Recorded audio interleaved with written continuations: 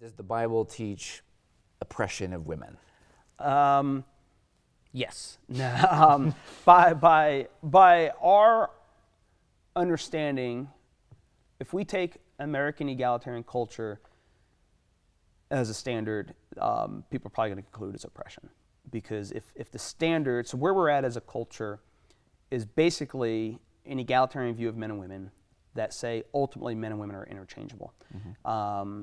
And that plays out in all areas of life. You know, men and women don't need to be in bed together. A man and a man can be in, whether you have a man there or a woman there, it's all equal. It's all the same. And so whether you identify as a man or a woman, however you want to self-identify, it's all equal. It's unisex basically, mm-hmm. And now it's really all just fluid and interchangeable and stuff like that. So if that's your paradigm that says anything contrary to this is oppressive of who I am as a person, I'm just going to go ahead and concede, the Bible's oppressive because it says he made a male female, and it has a clear aspect of identity of what it means man and what it means to be female. So the Bible is not egalitarian in that way. So by our standards, I'm going to just go ahead and say, where you're coming from, the average hardcore egalitarian, kind of monistic egalitarian that says it's all really one, and no matter how you identify it, it's going to be oppressive because what we're saying is there's a reality outside of your preference, mm-hmm. and it presses down upon you. So if you're born female, you're a female. And if you're born a male, you're really a male, and that limits their autonomy. And and our view of oppression is if you put any restraints on me, that's oppression. And my freedom, but to me it's kind of like taking a fish out of water. A fish isn't free by being out of water, and even Bob Dylan, he has a song where he talks about coming out of prison, and he says, my friends from the prison, they ask unto me, how good does it feel to be free?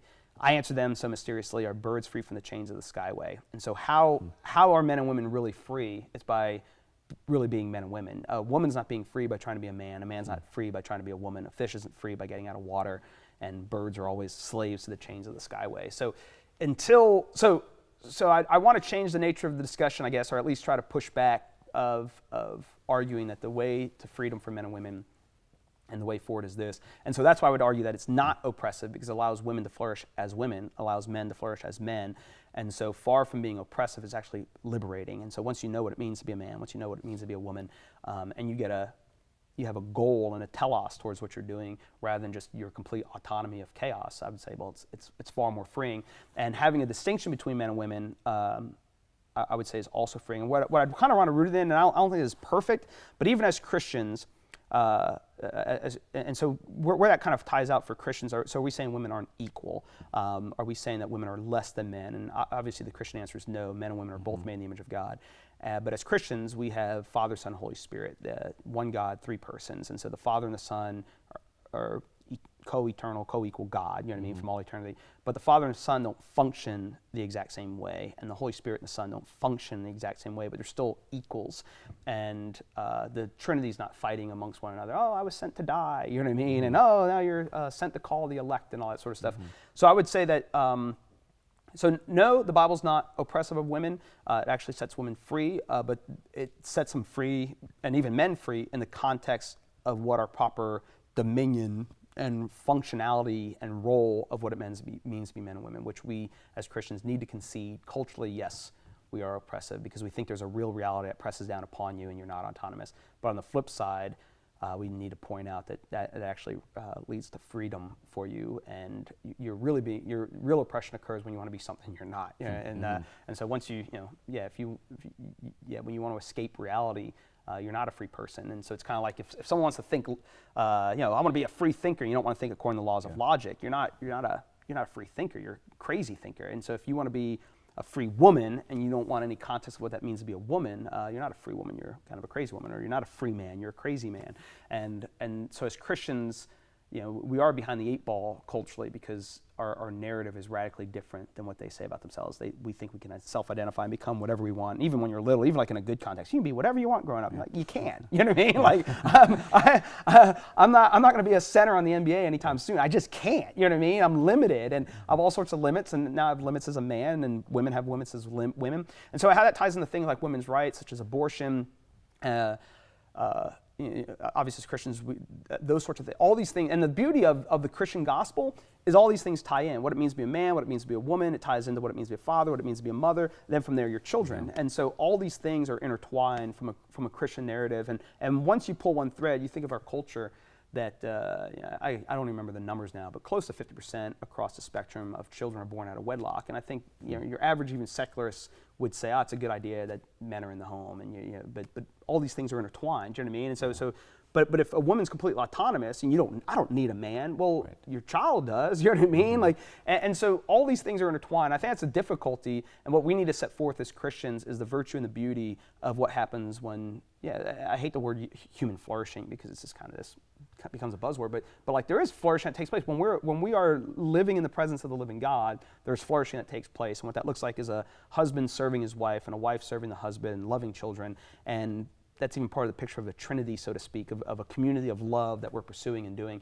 And so I think we're just often confused and even Christians, because we're so influenced by the culture and in egalitarian mode, we're afraid to say something because then we think the alternative is the oppressive, the patriarch who's just, go get me a sandwich, woman, and that's not the biblical picture. The biblical picture is men, love your wives as Christ loved the church. And that's even the hard thing.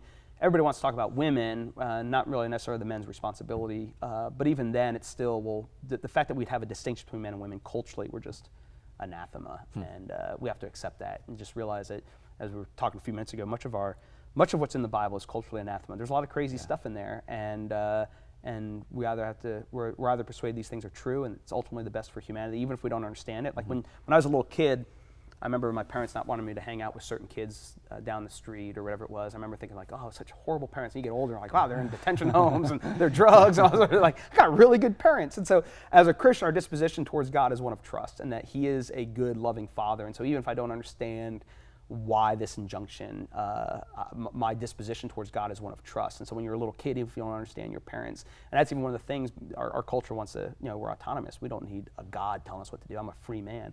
And, we become like children, begin to serve God, and I trust Him in His disposition. And what you find even through the scriptures, when Sodom and Gomorrah is going to be destroyed, Abraham says, will not the judge of all the earth do right? And he haggles with God. But his disposition is, will not the judge of all the earth do right? So as a Christian, when it comes being men, when it comes being women, whatever the issue may be, my disposition is that the judge of all the earth is right. And I seek to tease that out with hopefully due humility in the community of the church and stuff like that. But and anyway, so I think that's one of the things that we need to maybe be a little more clear on. But culturally, we're way behind. Our narrative is just not acceptable, and so we have to realize that. And so what we have to do is kind of maybe live more faithful, better lives, and begin to lay out why these things, because the world knows we're not egalitarian. We can't get there, because if you're an evolutionist, this idea that over 3.8 billion years men and women are now equal, or even the races are equal, is just preposterous. You know what I mean? So it doesn't make sense. Even given their worldview, egalitarianism doesn't make sense. Nor does it make sense in the context of Christianity. No worldview does this interchangeability and this egalitarianism make sense. It only makes sense in the but an aspect of equality, but with functional differences, makes sense in the context of the Trinity. So that's where we need to keep the discussion, and as Christians, once we kind of delight there and enjoy that, I think it becomes a good thing and a pretty thing. So.